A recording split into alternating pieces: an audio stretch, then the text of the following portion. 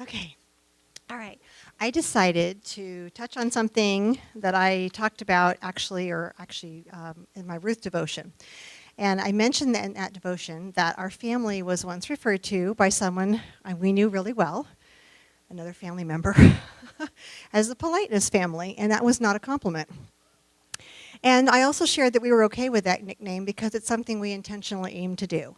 We determined to teach our kids the manner of being polite, of using kind words, starting first at home and then taking it outside our doors.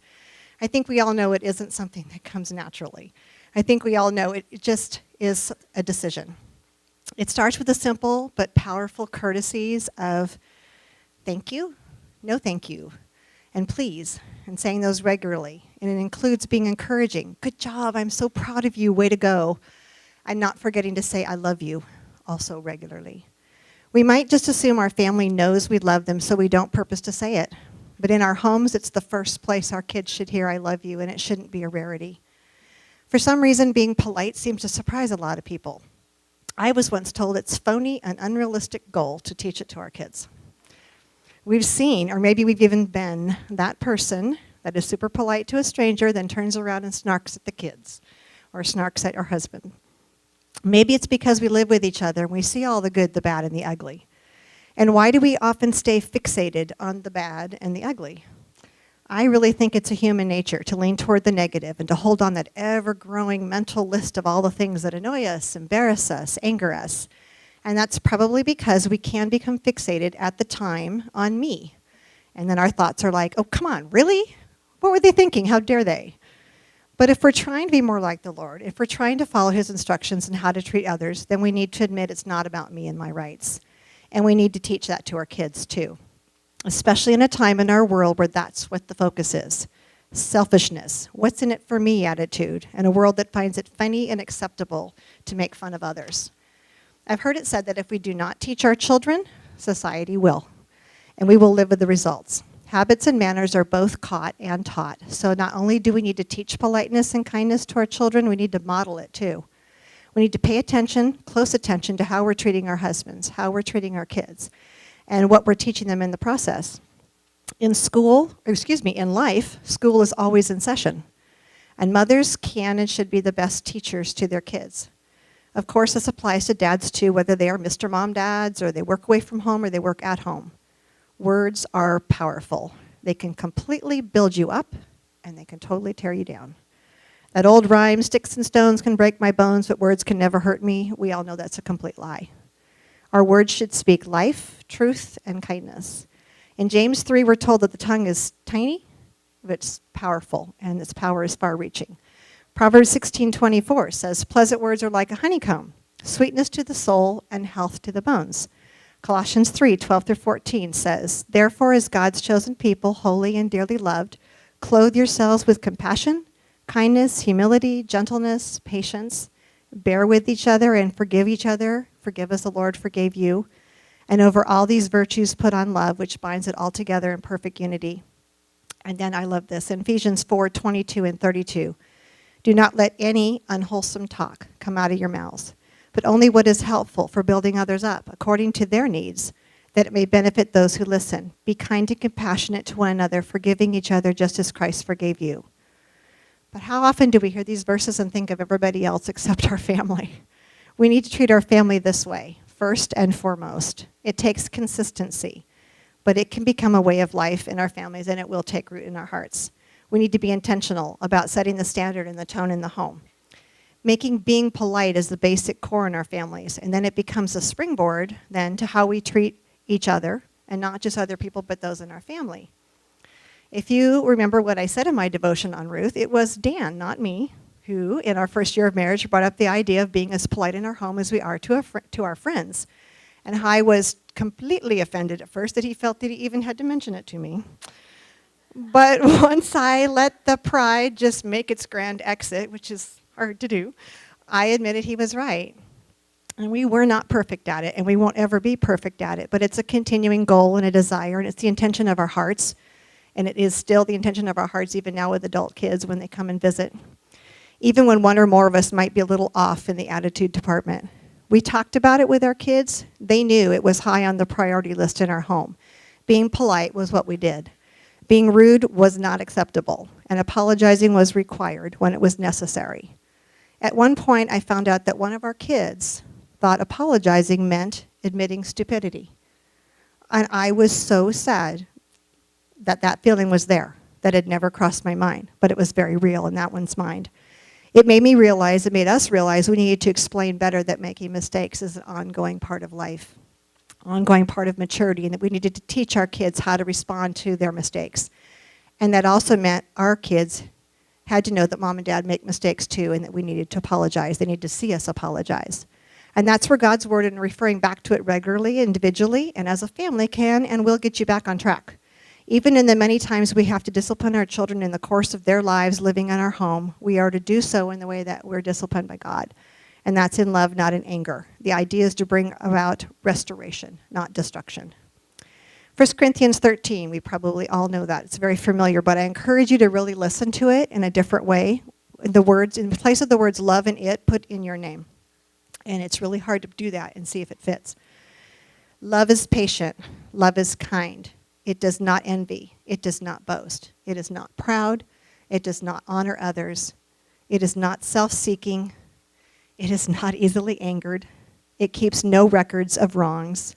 Love does not delight in evil, but rejoices with truth. It always protects, always trusts, always hopes, always perseveres, and love never fails. Remember, in all of these verses, these are characteristics and manners that we are to strive to. It's not what we are. It's not what we ever can be this side of heaven. Rather, it is the description of the perfect love of Jesus. These are his characteristics and what we're striving to. So practically, are you a list maker? If you are, make a list of all the things you have let annoy you and anger you, and then burn it. It's a physical action to remind ourselves to delete and then empty the trash. Because if you delete in the computer, it's still there. You need to empty the trash of all the negative mental lists. Ask God to help you forget those things. Then make lists of all the things that you love about each one of your family members and keep the lists and add to them. And then encourage your kids to make the lists too. Probably at a time when they're not angry with their siblings, but it does work.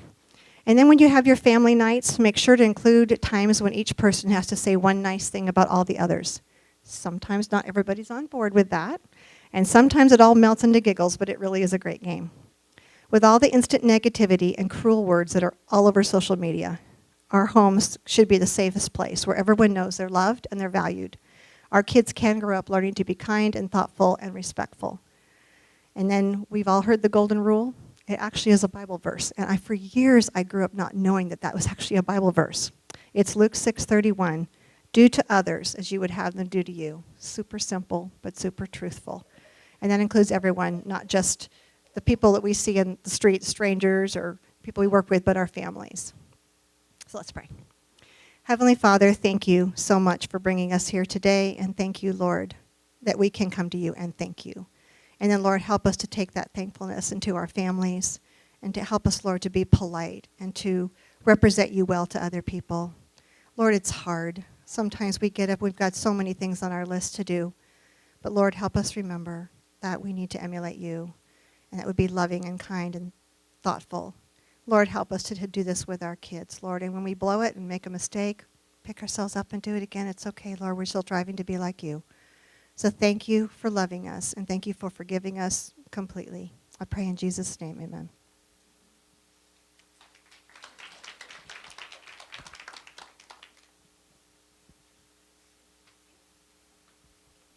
All right. Thank you so much, Betsy. That was an awesome devotion. We are lucky today because we have an awesome speaker here. Tracy has been here several times, and we just love her. So I'm going to introduce Tracy. She has been married to her amazing husband, Mike, for 19 years. They have 3 sons, Christian, 15, Luke, 13, and Noah, 11. She is currently working part-time as a substitute teacher in the Menifee School District and serves as a mentor mom at Revival MOPS. Tracy has served in various positions in the MOPS International Organization over the last 15 years, and her passion is speaking to mommies about the realities of being a mom. She is thrilled to be here speaking to the Reliance MOPS groups today, and we are lucky to have her. So please welcome Tracy.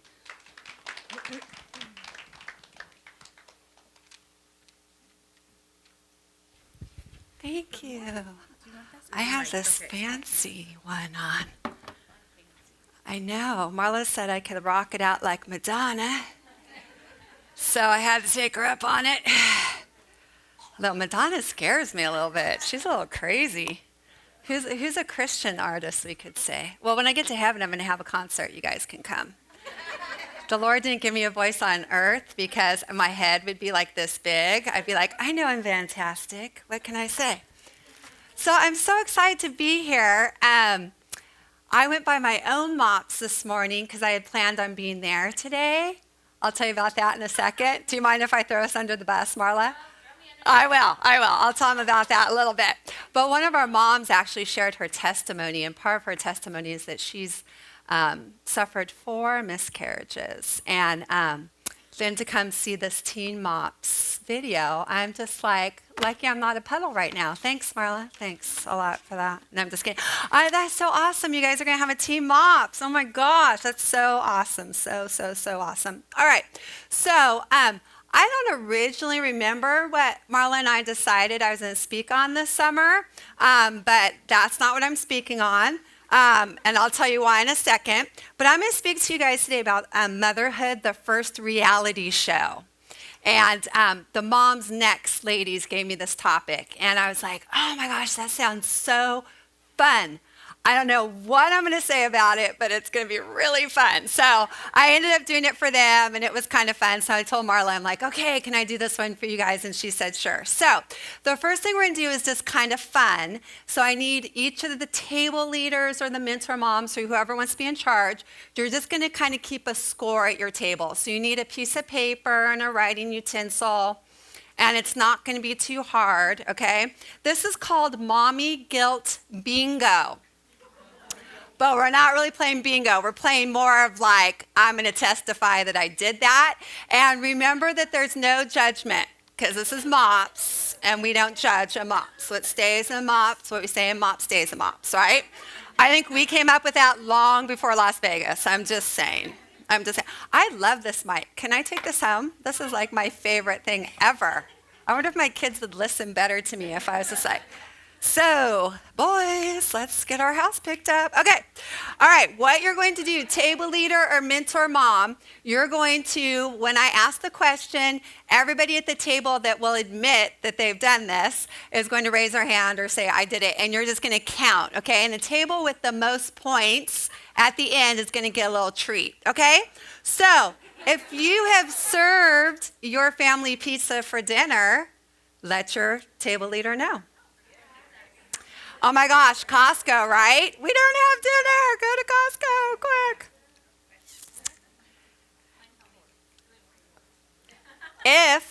I know none of us do this. But if you've yelled at your children, give yourself a point.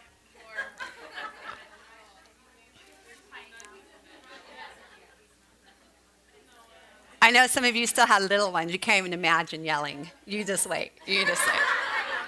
All right, next one, if you've used the TV as a babysitter.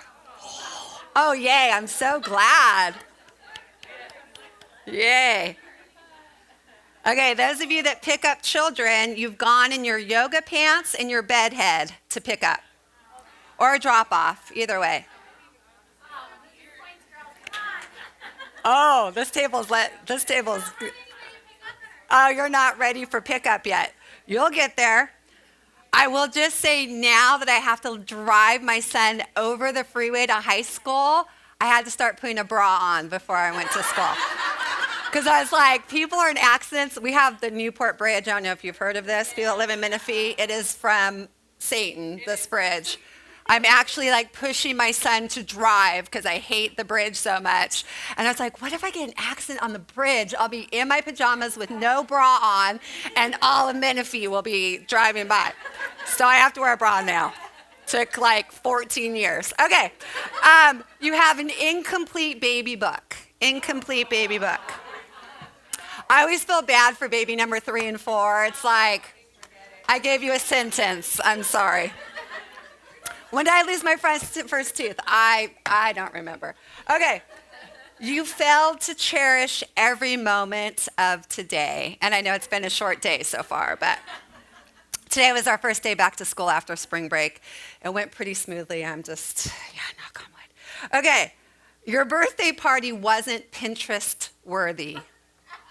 Birthday party was not Pinterest. I know some of you are like faithful Pinteresters, so. You have purchased non-organic produce.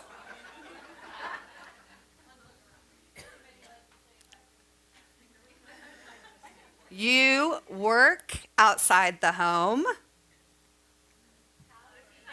It just says worked, so, work. So I think it means currently you work outside the home. I know, that's not so much. You have high fructose corn syrup in your home. Everything, hamburger buns have it. I was like, couldn't believe it. You had wine or sushi after conception. I accidentally ate blue cheese because I didn't know that was a no-no with one of my children. Wine, so you're pregnant and you knew you were pregnant and you had raw fish or maybe some alcohol. Sushi's so gross. I don't know why you do that anyways. You sushi lovers, I don't know. Oh, so gross. Okay, the next one. He's still not potty trained. So it could be a boy or a girl. My youngest was 4 when he potty trained. So if you have one that's just refusing to potty train and it's time to be potty trained. Yeah, if you have a 2-year-old, you don't even count yet. Not even. No. We're talking like 3, 4. They're still not wanting to potty train. Okay, next one. You're on the phone at the park. On the phone at the park. And you know you're doing the nice mommy voice on the phone and you're like this to your kids.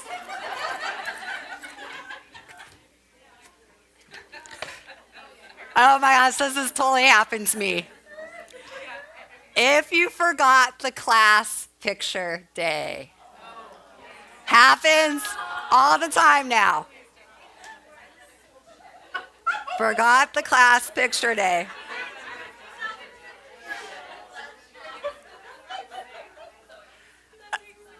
Okay? Next one. You will not buy them a puppy. You will not buy them a puppy. Track homes and dogs. Ridiculous. Ridiculous. Your preschooler knows a 4-letter word. You're a preschooler. They did not learn it at home. I'm sure they learned it at preschool. I'm sure they learned it at preschool.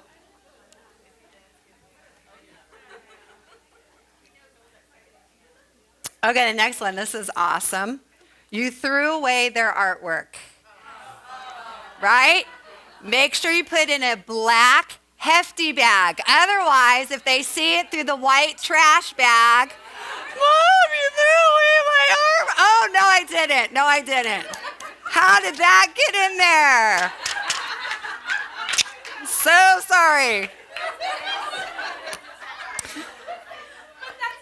It's right? You got to put it in the dark hefty. If they see it through the plastic, they're like, so, but that was not me. That was your father, Dad. Okay, you gave your child, next one, you gave your child a Happy Meal for lunch.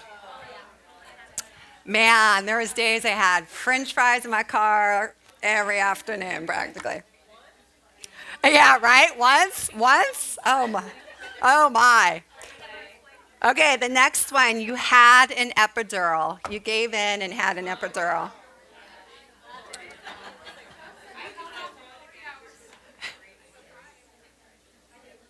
Okay, we're almost done. Next one. You still haven't lost the baby weight. Now, if you have an infant, this does not apply. If you have like a 4 or 5-year-old, then it might be time. I have a 15-year-old. I can't really use that anymore.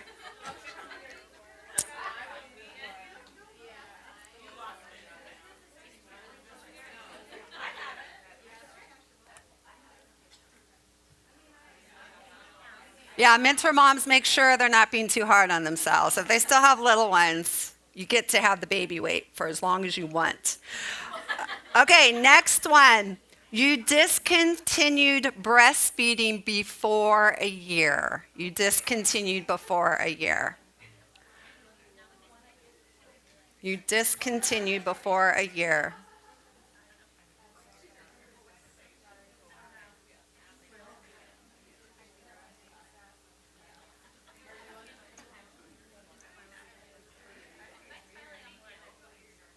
Okay, the next one. You did not read them their bedtime story last night. You did not read them their bedtime story. Yeah, right? Hi, son. Let's read our story.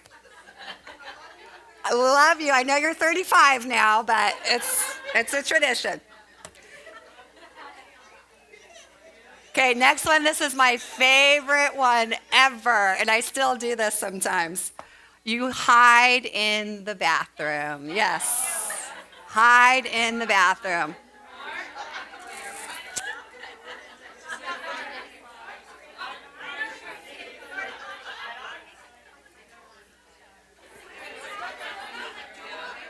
And then the last one. Are you guys ready? Here's the last one. You allow screen time of any kind. So computer, DS. If you have kids that age, you allow screen time. And then add up your points.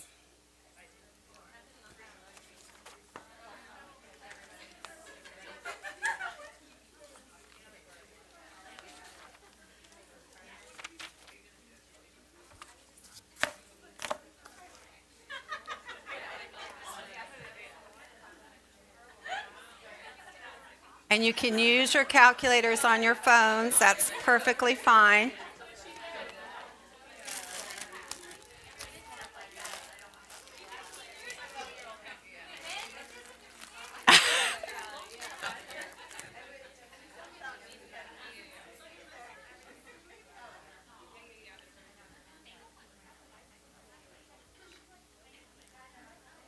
I know it's a lot of points to add. I still see adding going on.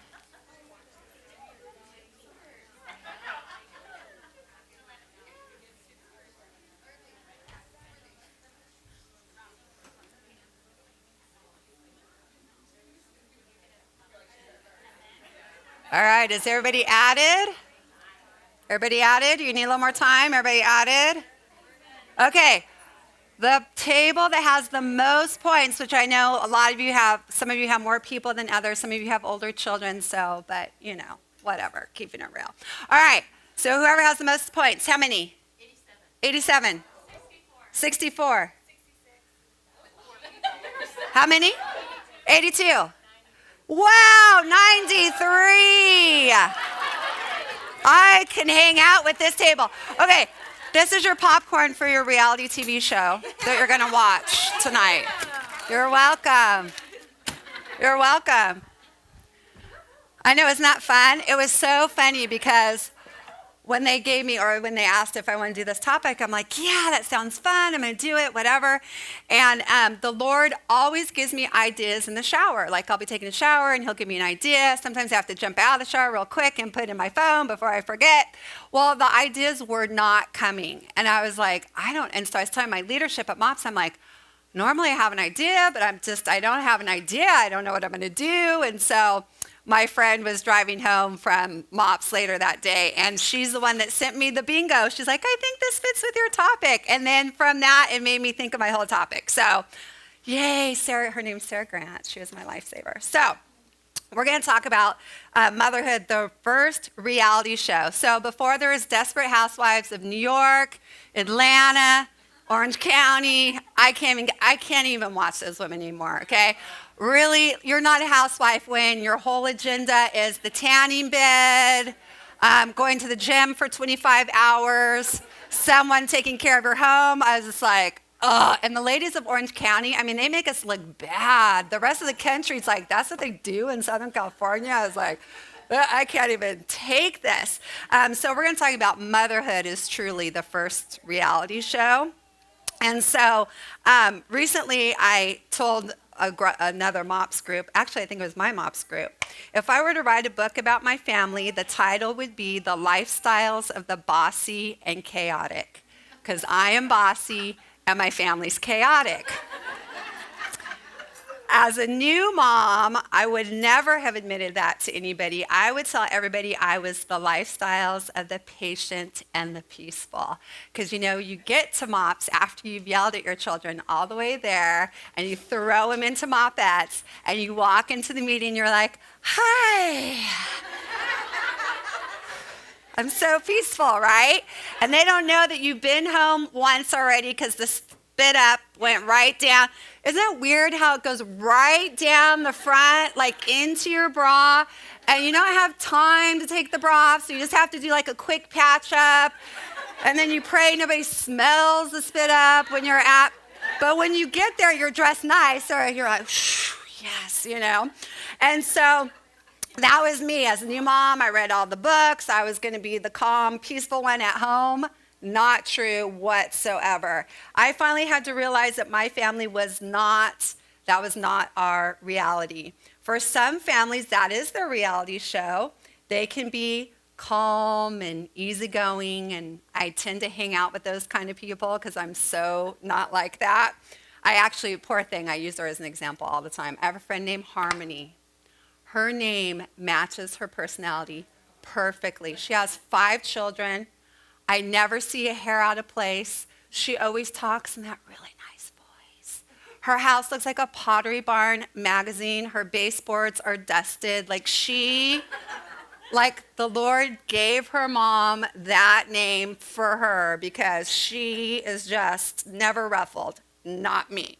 And so finally, as I was on leadership for MOPS for a really long time, and I started thinking, you know what? This is not my reality. I've got to be real with these people. And so as I've grown more mature and seasoned, and I find myself as a mentor mom now, like today, so funny. I was asking the girl next to me because I'm into readers, but I'm not totally into readers yet.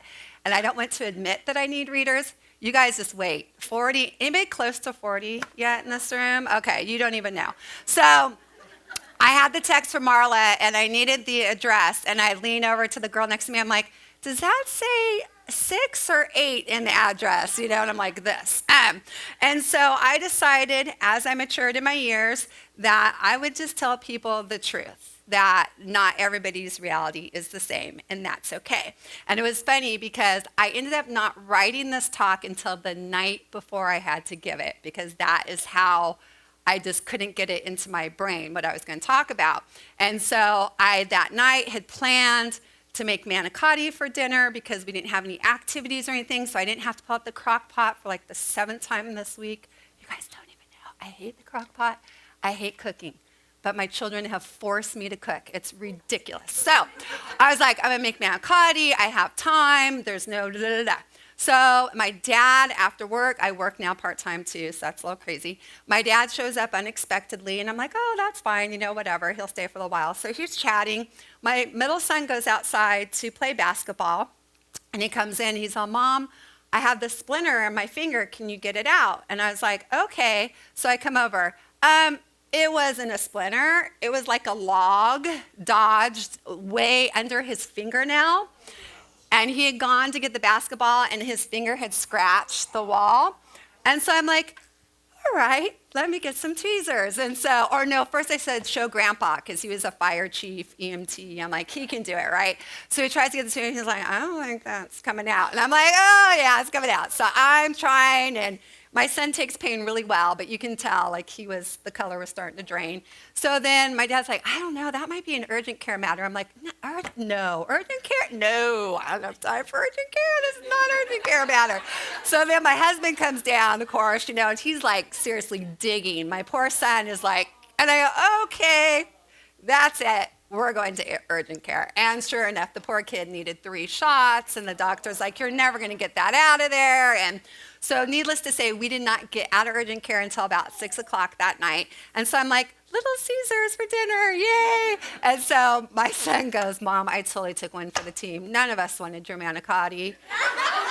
They wanted the pizza instead. So I was like, all right, that is my reality right there. So after all that, I came home and was able to write my entire talk. So for those of you, I know some of you are note takers and you need a plan. So I do have an acronym for what I'm going to speak on today, and it follows the word reality.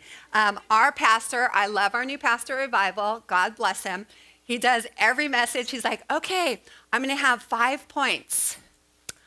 No, he never gets to the 5th point. Like, he kind of meanders somewhere, right? So my husband and I are like, what's point number 3? What's it? So I gave up on him. Like, I just write notes in my Bible now because I'm too frustrated. If you tell me there's going to be 5 points, there's got to be 5 points, right? I was so proud of him on Easter. He said 6 points. He covered all 6 points. I was like, yes. So for those of you that need to take notes, I have that for you. If you don't need to take notes and you could care less, that's perfectly fine too, because we're just being real, okay? So and hopefully I can read the words because I didn't make the font any bigger. Okay, true story. I sub at middle school now, and I was in the 6th grade class, and we were doing math, which is not my strong suit, so I'm always like, who's the smartest kid in the class that would like to come up and do the math problem, right? So I'm looking at the paper trying to read what the math problem is, and it's so small. I can't read it. So I'm like, dang, I wish I had my readers. And this sweet little 6th grader is like, Mrs. Young, I have glasses. Would you like to borrow? I go, are they readers? He's like, yes, they are. I wore a 6th grader's readers. And he was so sweet. He saw me in the hall the next day and gave me like a big hug. It was the sweetest thing. So being humble is sometimes an okay thing, I guess. All right. So R stands for real. So it's defined as genuine in existence. Its synonyms are did I say cinnamon? Its synonyms are absolute, actual, authentic. Certain antonyms are dishonest, fake, false. The reality is that we really need to be real with our friends. We need to be genuine when we're up and when we're down, not fake. Can you just tell when someone's not being genuine with you?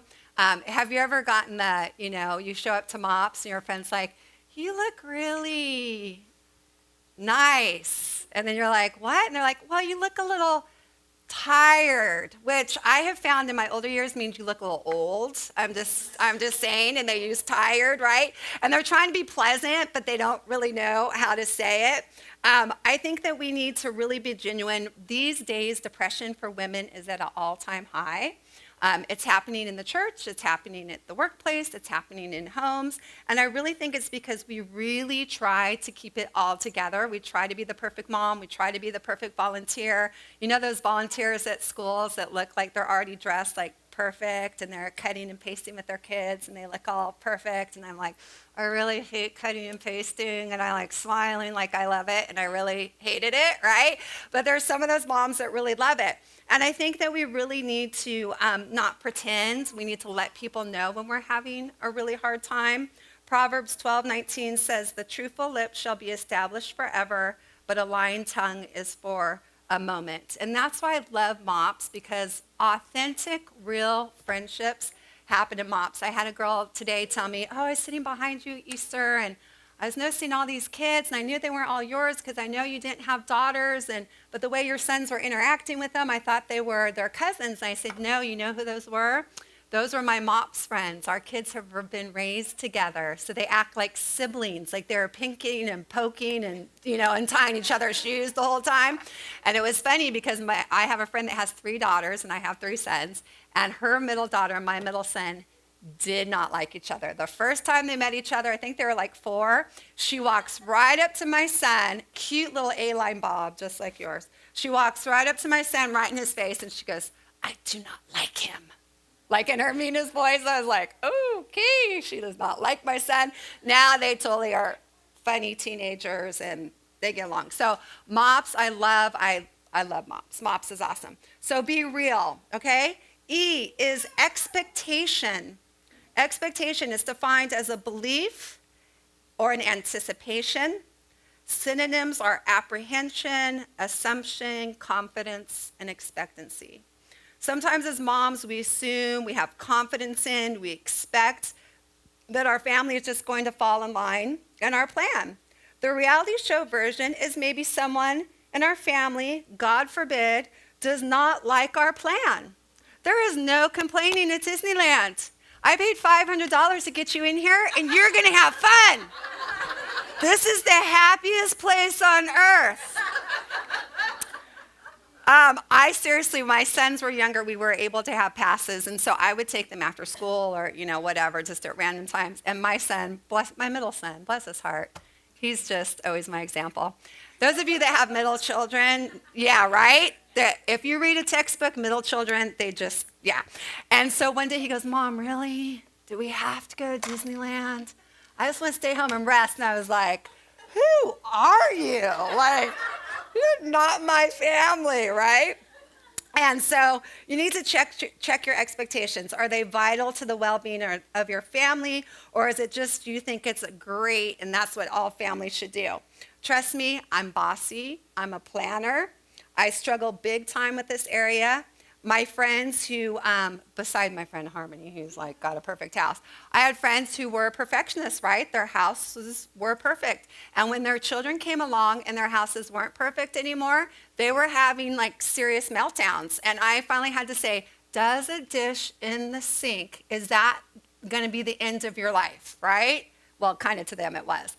But it's not. And you know what? I've released myself on that, and nobody come to my house right now, okay? Because I have dishes like up to the top of before never would do that. So if it's not vital to your family's or to their well-being, what are your expectations? Your children are not always going to fall in line with what you do. My husband shocked me. We dated for 3 years in high school. Then we broke up, then we re-met and got married. And he never told me I was bossy. I didn't know that I was bossy. And one day he's like, you know what, you're a little bossy. And I was like, what? I'm a planner. I'm a leader. What do you mean I'm not bossy?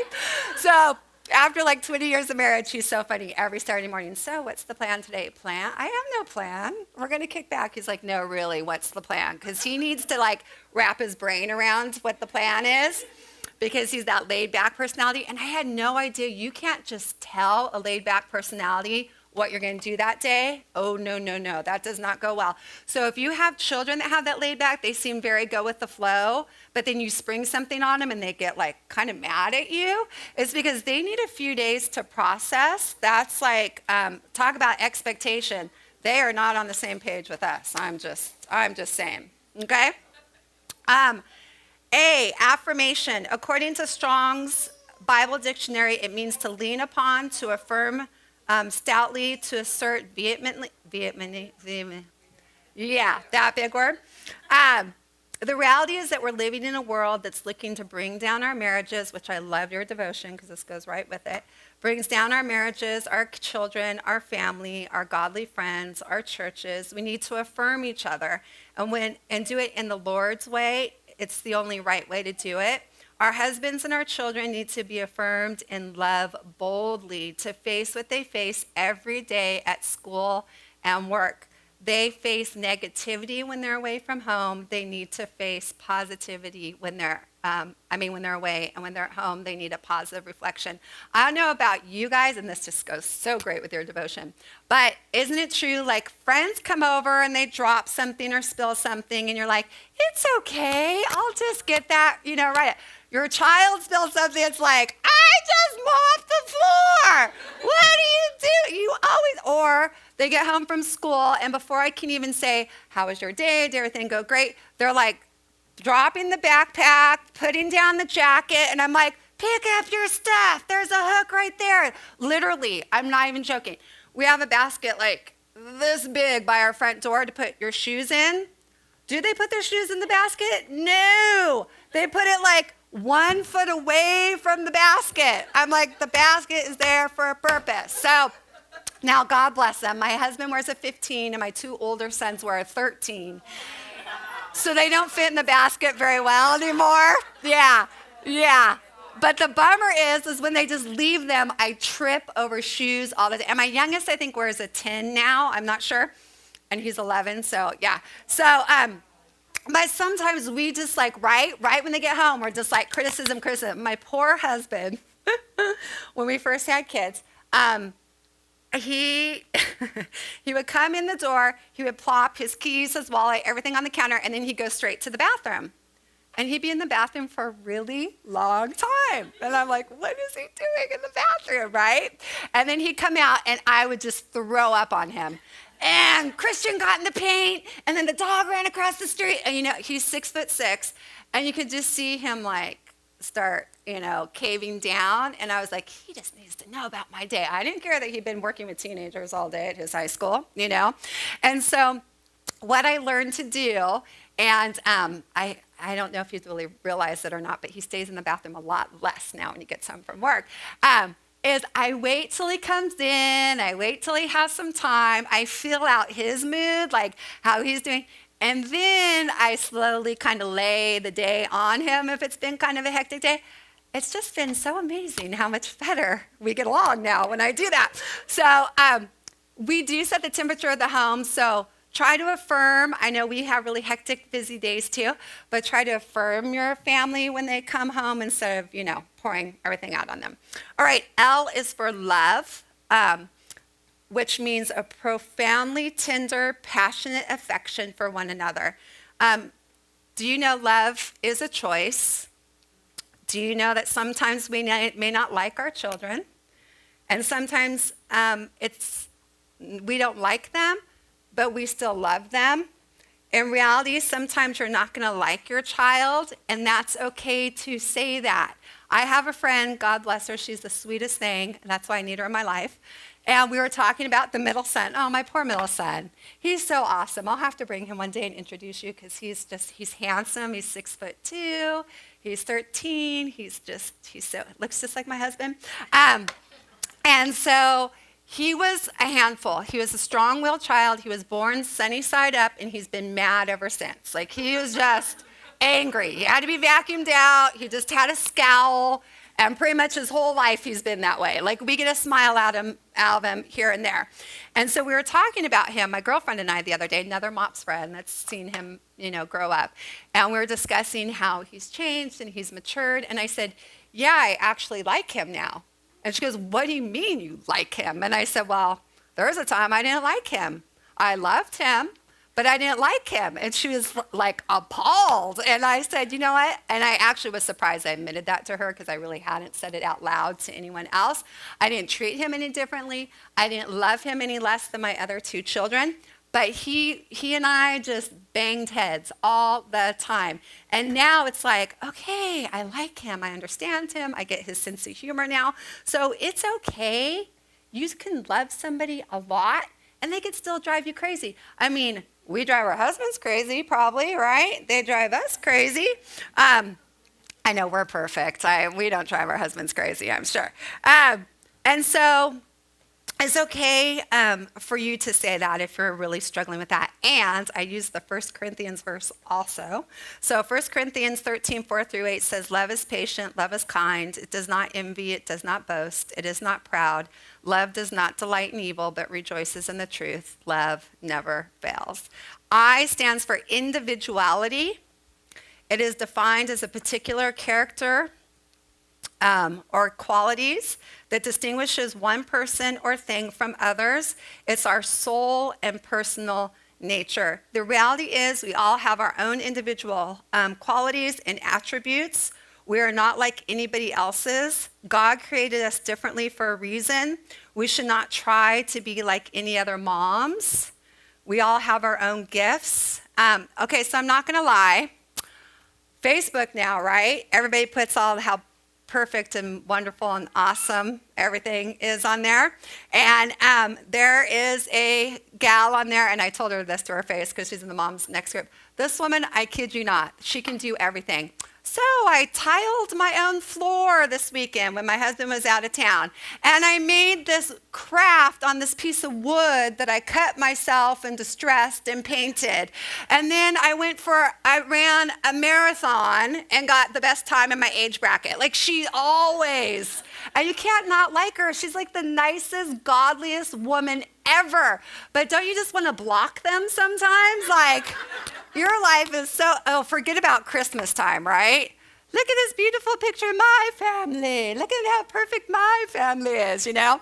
So this year, we have not had a family picture in 15 years. My oldest son is 15. We've never, so I told my husband, I'm like, we're getting a family picture. We're going to be cute like everybody else, you know? And the youngest two are like bickering the whole time. It was hilarious. The wind was like, whoo, blowing my hair. But the photographer still made it look good. I don't know how she did it. So individuality, it is you are an individual. You can learn things from other friends. That's why we have friends, because we do need to learn and develop different things. But be yourself. It's okay that your household, my house looks like a circus half the time.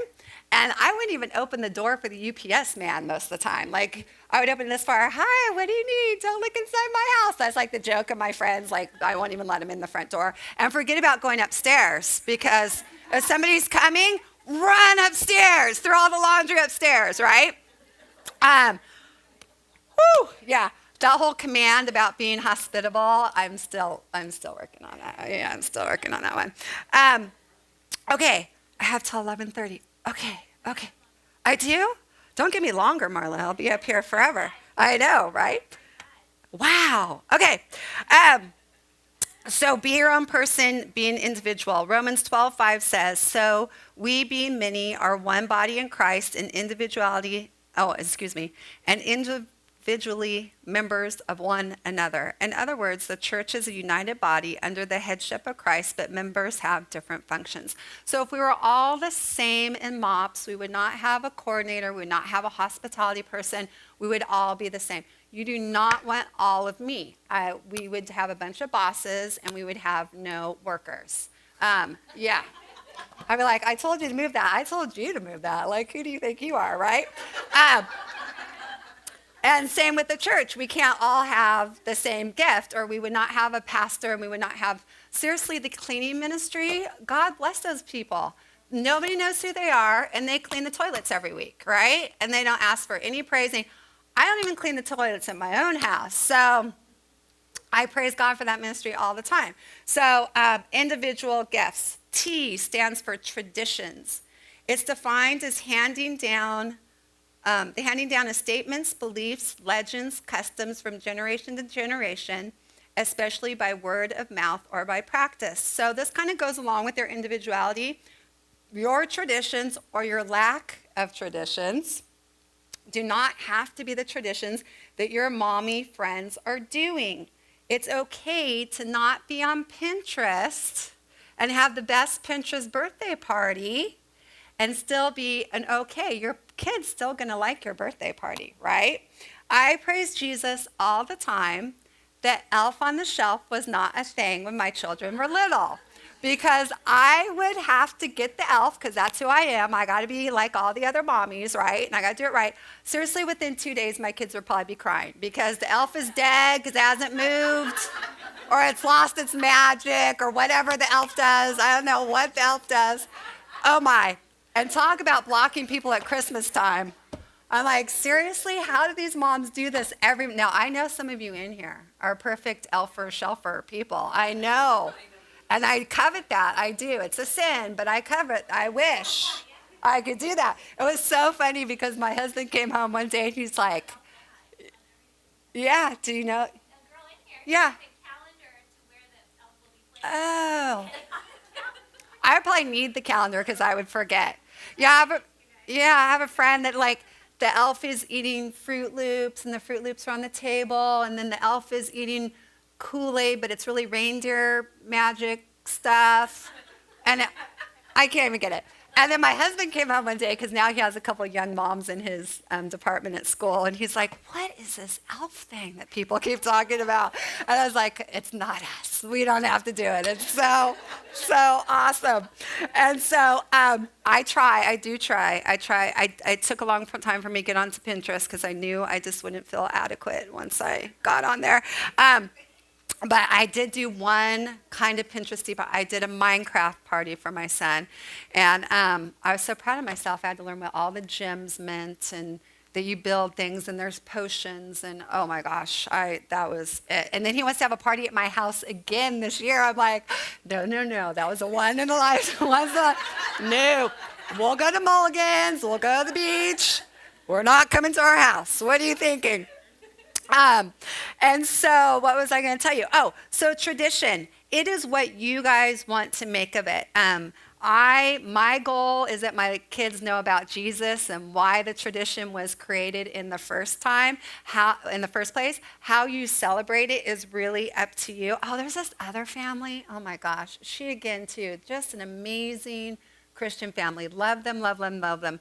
But their mom started a tradition with them where they got the PJs every Christmas Eve, the matching PJs.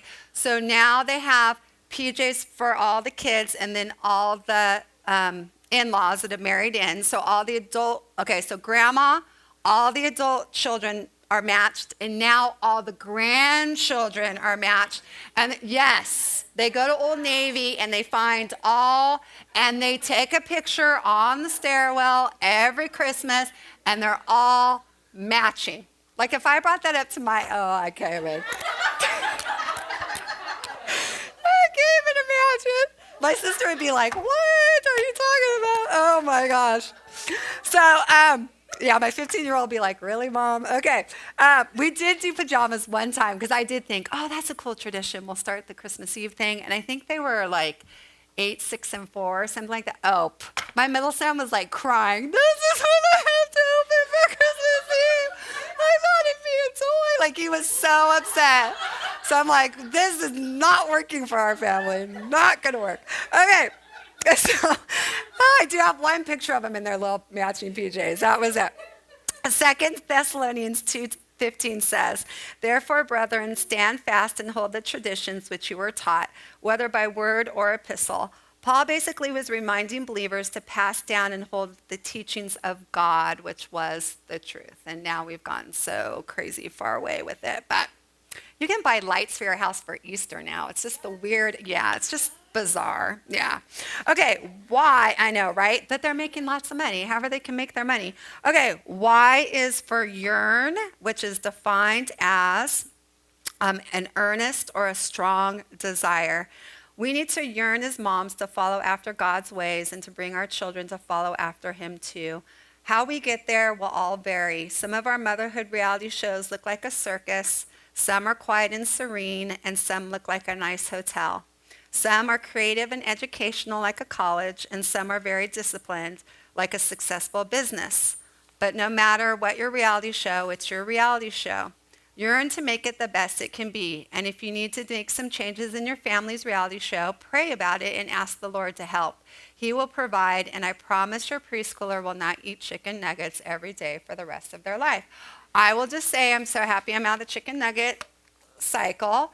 Those dinosaur chickens, I smell those now, and I almost want to vomit. I'm so glad we're out of those. But we do, not to say that we can't change and not to say that we can't better our families. If your reality show is driving you crazy, like if your stress level's up to here, then you do need to have a little reality check and see where you can fix things. I did have to, once I went back to work part-time, and my sons are, they're almost 16, almost 14, and almost 12 now.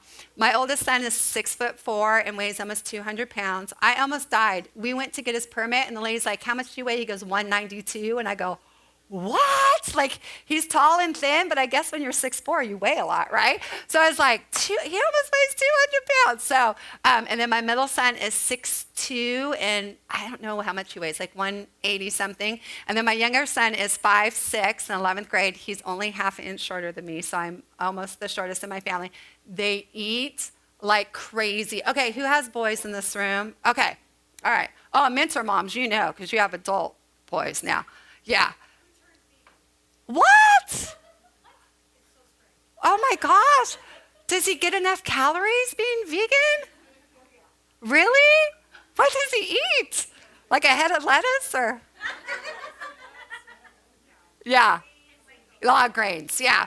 So what they do is they eat a full meal, and then within an hour, they're opening cupboards again, looking for stuff, right? And I'm like, don't eat the cereal. Like, That's for in the morning when you eat it I buy bags of cereal. I'm like, eat peanut butter. Something sticks to your bones, right? So my children forced me into cooking. I used to be able to make like grilled cheese sandwiches, applesauce, and something on the side. All of a sudden, they start playing sports and they're growing like weeds. And so I'm like, really, Lord? So I only did it once, but since then I have to go to Sam's Club today, actually. I sat down, I went on Pinterest, made myself go on Pinterest, and I sat down and planned my entire month, and I walked in on what Marla was saying. I pre-packaged and froze meals for a month. And they were, I know. And so when I worked every day, I would look at my calendar, and if I had to put it in the crock pot, I would, okay, I'm not even kidding you. I was 40 years old when I got my first crock pot, and the only reason I did is because my girlfriend goes, do you need a crock pot? I'm like, no. And she's like, do you have one? I go, no. And she's like, what? She goes, please take this, because I thought I had misplaced it. So I talked my husband into buying me this really fancy one. If he finds this one, he's going to be really mad. So she literally forced me out the house with the crock pot. I literally go home. I'm like, where am I going to put this thing, right? So I'm opening a cupboard. I literally kick it into a cupboard. My husband would pull it out every so often because I do brunch at his school every so, and he takes his, what's that big can of cheese for nachos? Oh, it's so bad for you. He loves that stuff. He'd pour his big cheese in there and take it to school, right? So finally I'm like, these kids I'm going to have to pull out my crock pot. Like, this is ridiculous. So I do have some friends that had some good influence on me. So I don't pre-freeze anymore. That was a lot. That was 2 days worth of work. But I do set up my whole month's worth of calendar now. I know every day when I'm going to cook. You guys don't even know. You don't even know. Like, this is huge for me. I told my dad I'm 45 now and I'm domesticated. Like, it took a long time, but I made it. So what was that all about? Oh yeah, yearning. So the scripture says, Psalms 37:4, take delight in the Lord and he will give you the desires of your heart. So if there is something that you feel your family is lacking, or you really do want to be that, more creative mom, or I don't do Play-Doh. I tried to do Play-Doh. They mash it together. It turns black. It's in the creases of my table. I started putting the Play-Doh on the top shelf. Yes, right? And then a friend bought me the toys, like a big bucket of toys. I was like, so one day my younger son's like, Mom, what is that? And I'm like, oh, thought I got rid of that. So, but I have another friend that's very creative, and they sit outside and they wear their aprons and it's perfect, and they finger paint, and she frames it. She takes it to a nice frame place and it's framed, but not me. So, if you want to be that mom, and I tell you, I covet those moms because I really do want to be like that, then do strike those friendships. Maybe have some times where you guys do that kind of thing. I love the Pinterest night at Marla's house. I just love this group. I'm pretty sure I just need to be here because I just love you guys. And so it's good to do those things. And if we are, becoming stressed out, mean mommy, and you do feel like you're, yelling a lot, it's time to maybe reflect, to go in the bathroom, right? Shut the door, hide. Do you guys have the little ones like this? Mommy. Yeah. So then they start doing this under the thing. Mommy. And then they think they're going to squeeze under it somehow. And then I come out and I'm like, what do you need? I forgot. And then they'd walk off. Woo! Now I just go, I'm in the bathroom. And they're teenage boys. They're like, okay. Don't want to know about that. It gets better, I'm telling you. It gets better. All right. So I'm going to pray to close us with that visual. That's all I got. Okay.